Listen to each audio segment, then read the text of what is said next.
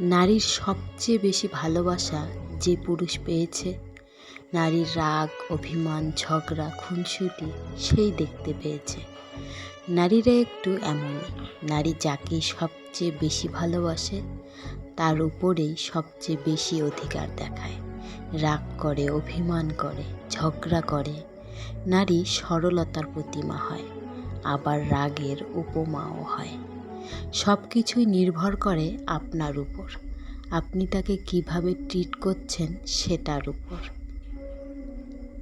স্বাভাবিকভাবে পুরুষের তুলনায় নারীদের বেশি মুড সুইং হয়, তাই নারীদের বুঝতে পারা একটু বেশি কঠিন। আপনি হয়তো বলতেই পারেন, এত কিছুর পরও আপনি কেন সেই নারীকে সহ্য করে যাবেন? রাগ, অভিমান, জেদ আপনারও আছে। শক্তিমত্তার বিচারেও তার চেয়ে সৃষ্টিকর্তা আপনাকে বেশি শক্তিশালী করে পাঠিয়েছেন। আপনি চাইলেই সেই শক্তি, রাগ, ক্ষমতা প্রয়োগ করতে পারেন। আবার চাইলে তাকে ছোট বাচ্চাদের মতো ট্রিট করতে পারেন। ক্ষমতা না দেখিয়ে তাকে ভালোবাসার চাদরে আবৃত করে রাখতে পারেন। হয়ে উঠতে পারেন তার প্রিয়তম পুরুষ, সবচেয়ে নিরাপদ আশ্রয়।